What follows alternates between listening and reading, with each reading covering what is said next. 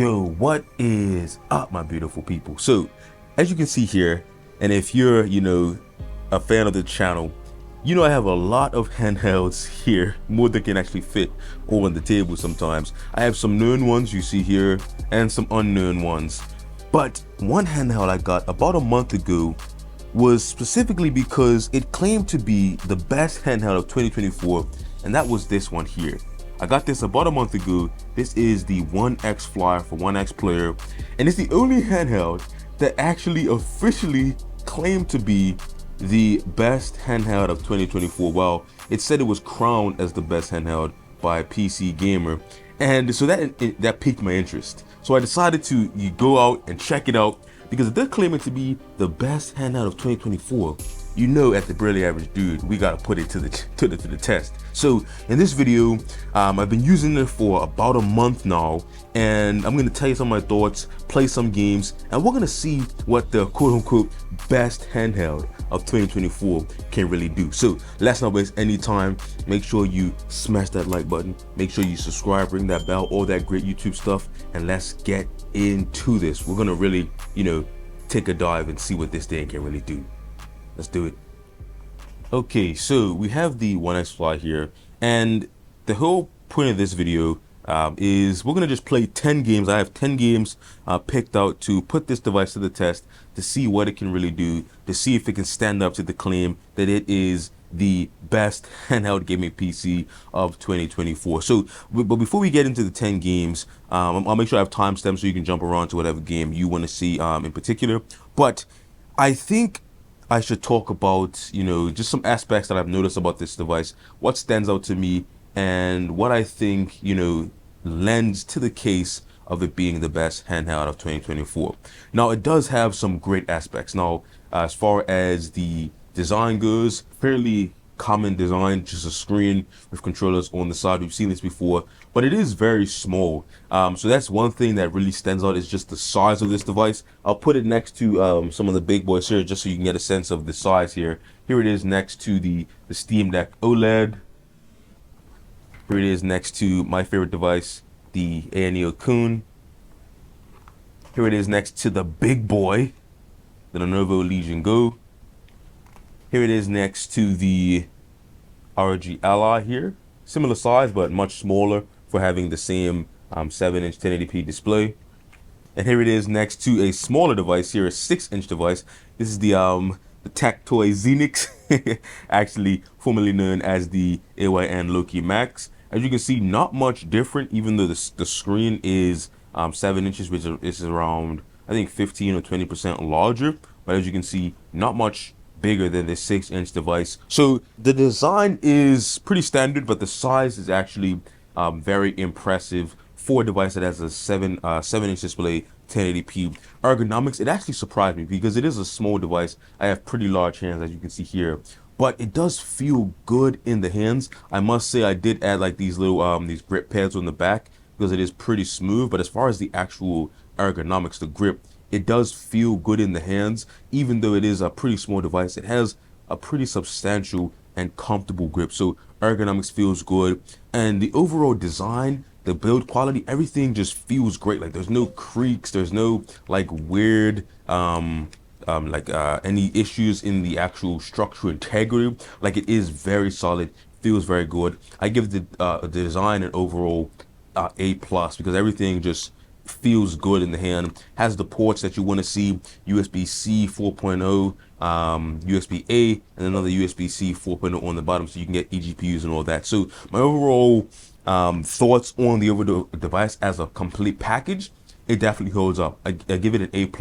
I give it a 9 out of 10. The only reason I take off 1 point is because while the screen is 1080p 120 Hz, which is amazing, unlike the ROG Ally and the GPD Win Mini 2024, at this point, it still only has a portrait native display, and it doesn't have VRR. It does have 120, but having that portrait native display is like a drawback, and not having VRR is also a drawback. Not the hugest things in the world, but I've talked about it in previous videos. In some games, it is an issue. But all that being said, great device. But let's play some games, and at the end, I'll tell you if I think this is the best device of 2024. Let's stop wasting time and let's get into some games, you guys.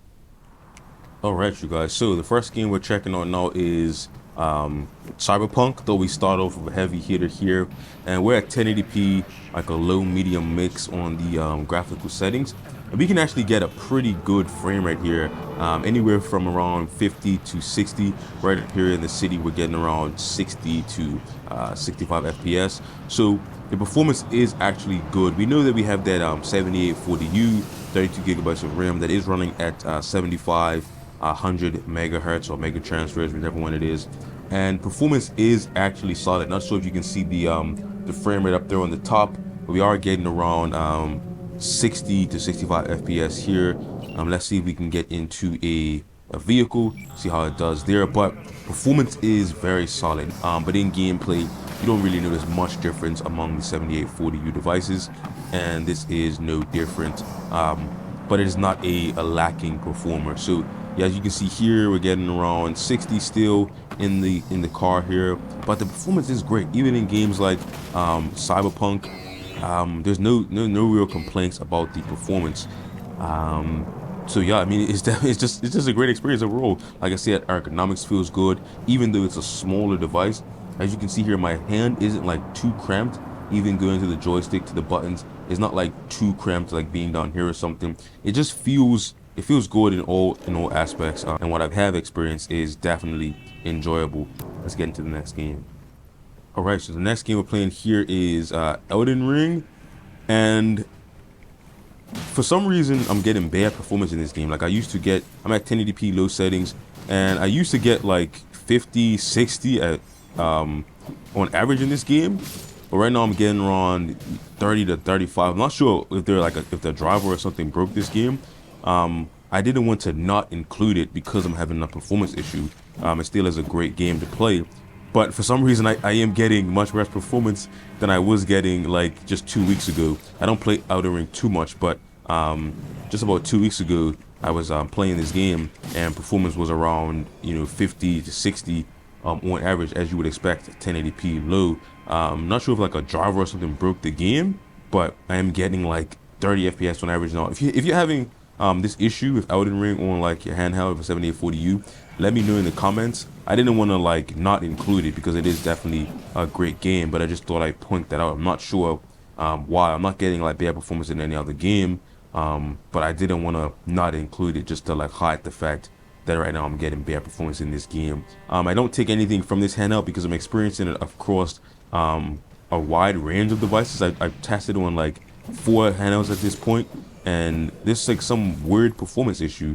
I used to get around 60, but now I'm getting around 30 to 40. Not sure why, but I mean, it's still a great game, but there is a weird performance issue on this one. Let me know in the comments below if you experienced this, or if you know what the fix is, because it's a great game and it used to have much better performance, so I'm not sure what happened. Anyway, on to the next game. All right, so our next game is a game that has amazing performance, Hades 2. I love this game on handhelds because it looks great, plays great, and doesn't require much power to actually play, so you can have a great time for a long time. Let's get into it. This is the Titan's fort. Some sort of gateway on the ground.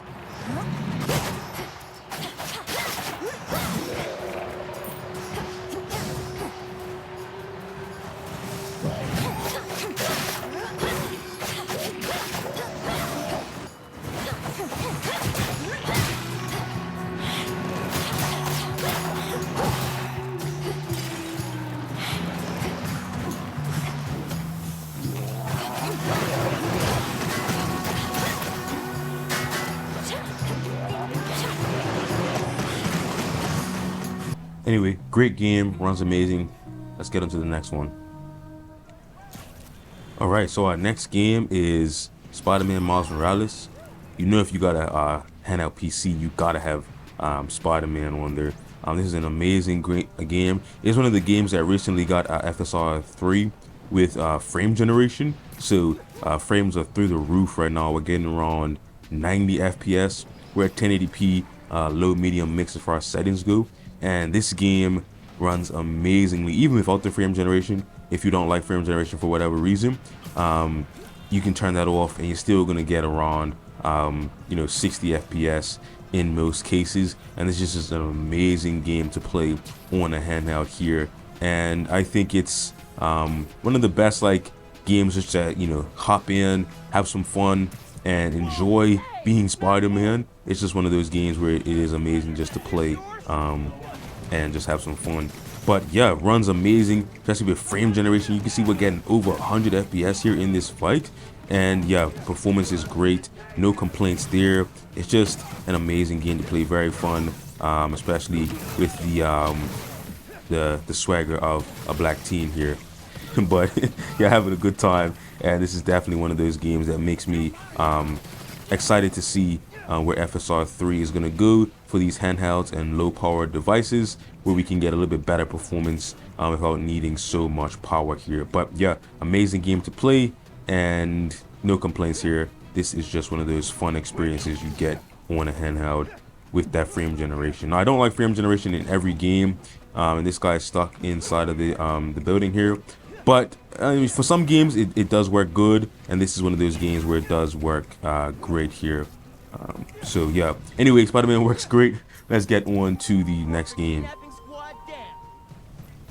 Okay, so we're halfway through the test here, playing a lot of the games, but one thing we don't play about is democracy. So that's why I'm playing Helldivers 2. I actually do love this game on handhelds. Don't think I've actually played Helldivers 2 on the OneXfly in a video at least, but it does run great. As you can see here, we're at 1080p, low medium mix, FSR balanced, and we're getting around 80 FPS. Is that right? I haven't seen that many FPS. I don't know if this driver really, you know, kicked the performance to another level, but we're getting around 80 to 85 FPS. Let me make sure, because this is actually crazy. Yeah, we are at 1080p FSR set to performance graphics on a low medium mix. But as you can see here, we're getting some good performance here in Helldivers 2, trying to stay alive and fight for democracy. And it is a great experience. Even with some enemies spawning here, we are getting around 60 to 70 FPS. Let me not die on camera, at least. But it's a great performance here, and better than I expected. I think this latest driver really did take this game to another level, because I used to see around, you know, 50 to 60 with these same settings, but now we're getting around 70 to 80, which is very impressive. And I need to reload. And I'm fighting for my life, you guys, but you know, democracy comes at a high cost, and that's something that as a Helldiver you got to be willing to pay. But yeah, great game here. I'm actually very surprised by the, this performance, you guys. I'm not, you know, trying to oversell it, but at these same settings, I'm used to getting anywhere from 50 to 60 FPS, even with a device that has 120 hertz display, you know. So yeah, this is actually very interesting to see, and I'm actually happy to see this performance improvement. That does give us room to increase the graphics, and you know, we'll lose some FPS, but I think this game doesn't really require me to have 70 to 80 FPS. If I'm getting 50 to 60 for a little bit higher graphics, I think that would be an amazing experience. But yeah, Helldivers 2 runs amazing right now, you guys. I'm surprised, and if you are, then we're on the same page, because this game, I've never seen this many frames on a handheld before. But I haven't played this on the OneXfly in this last week, so you know, improvements come as they do. But anyway, I'm gonna fight for democracy, and let's get on to the next game. Alright, you guys, so our next game is Returnal, and this will give us a chance to test out the gyro aiming here. Right now it's emulating the mouse mode, so let's get into it with some gyro aiming here.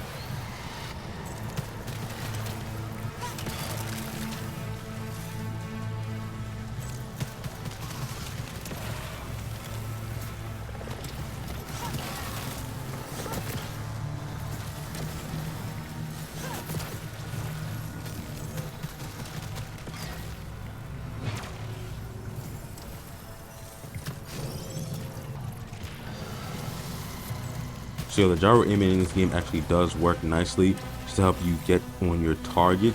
So I do like using the gyro aim on this game and other shooting games.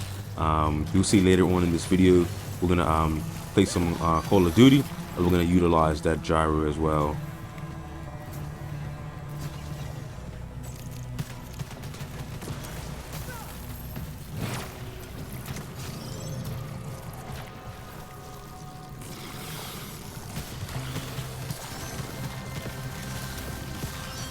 But anyway, let's get on to the next game. Okay, so this next game is called Tales of Kenzera Zao. It's a game made by an African development team based on some African mythology here. But it is a very fast-paced, fluid Metroidvania type platformer game, similar to the new Prince of Persia game. But I'll try to get into a battle here just so you guys can see what it's all about. You get a few different move sets based on different masks that you can wear, and it is pretty fun and fast-paced combat. So let's see if we can get into that. Looks like we have a boss here. I'm not sure. Oh, okay, we got a boss. Wasn't expecting to be fighting a boss right now, but okay. Let's see if we can get into.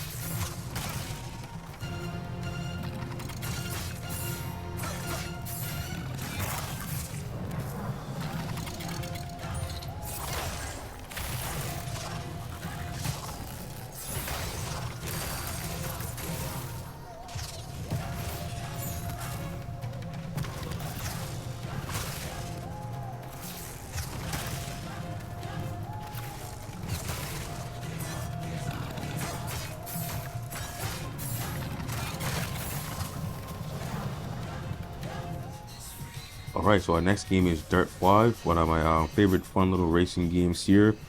If you're a fan of the Dirt series, it's probably not the best entry, but I like to just hop in it, get a few races in, and it is a nice racing game. It has good performance. It actually looks good, very colorful, very fast paced, and I do actually like this game here, just to hop in every now and again to have some racing fun. Works pretty good, 1080p, low medium mix on the settings, and we get a very decent FPS here. Very fun, enjoyable racing game here. Not the most technical sim-like rally racer, but fun game nonetheless. Yeah, really enjoy this one.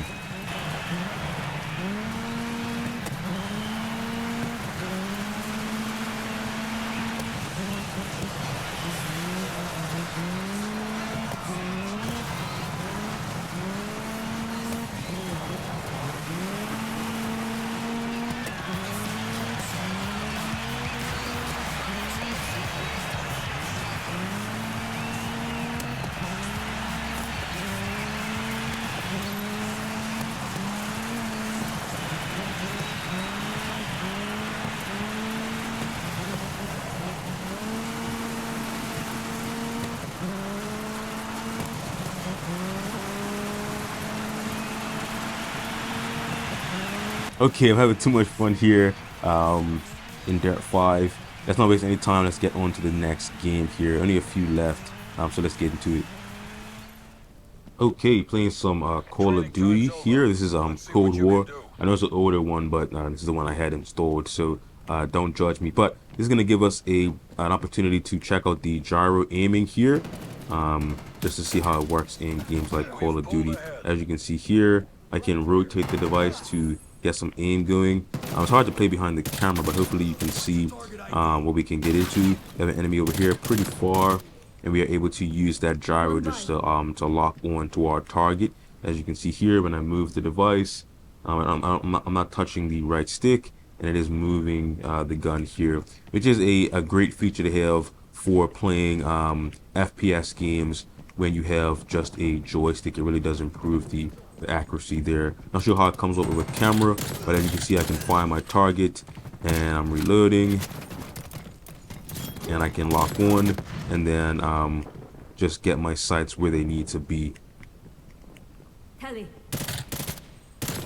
It's much easier to track targets, to lock on, and to really dial that aim in. Having gyro aiming really does help the FPS experience on a handheld.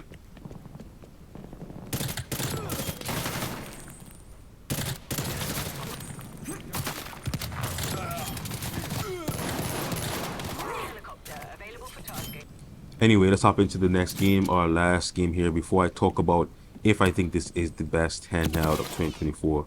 All right, so our last game here is Ghost of Tsushima. Runs great. This is another game that got the FSR 3 update with frame generation. But yeah, it does work very good. 1080p, like low medium mix with the frame generation. We get around 80 to 90 FPS. Now, I'm not in a combat situation right now, but I will say, just from my experience in playing this game, performance is actually very good. But it's as you would expect. All these games, we're gonna get performance that you're gonna see on any other 7840U device. So I think the performance of this handheld is not really the selling feature, but of course that is a factor. But all the devices these days, other than the Steam Deck, pretty much have the same peak performance, and there's other features that really make it a selling point. But I can't really show you combat right now in Ghost of Tsushima, so I won't really waste too much time. But this is an amazing game to play on handhelds like this because of that FSR 3 and frame generation update. So if you have not played this, definitely go ahead and you know, make sure you get Ghost of Tsushima. I think it's on sale now, but even if it's not, amazing game to have on a handheld. Runs great. Now let me talk to you about my overall thoughts and if this is the best handheld of 2024. Now we have a few contenders, of course.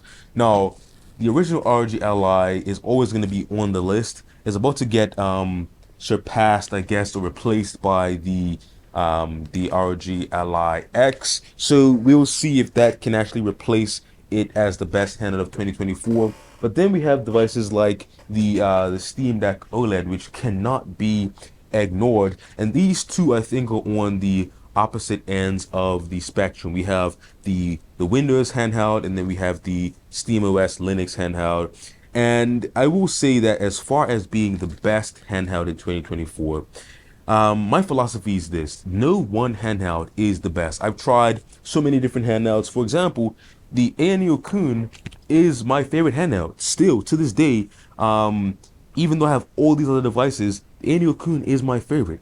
I never say that it's the best overall, because it's hard to say one device is the absolute best. It really depends on what your needs are and what your likes.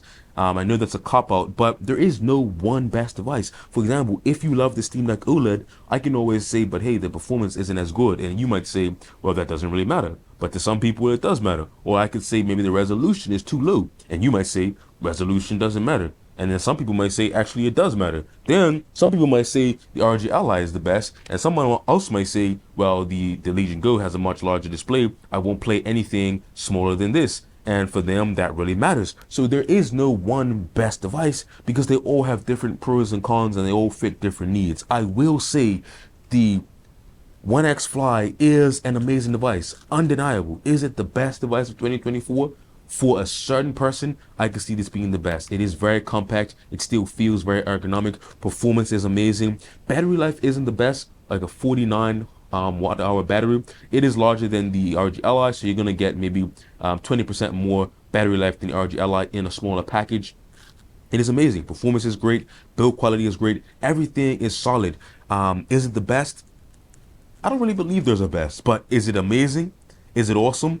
Is it actually great? Yes, it is. So to answer the question of the thumbnail, is it actually awesome? Yes, it is very awesome, and I definitely recommend it if you're looking for a more compact 7840U device, or wait for the next generation, who knows. But anyway, we have the ROG Ally X coming on the way. We also have the One X Player X1 Mini on the way. Stay tuned for all of these videos. Make sure you like, subscribe, ring that bell, all that great YouTube stuff. And if you made it to this point of the video, make sure you drop a comment. I'm not sure how long this video is, but it's probably too long. If you skip to the end, make sure you leave a comment so I know that you was here. And this has been the Barely Average Dude.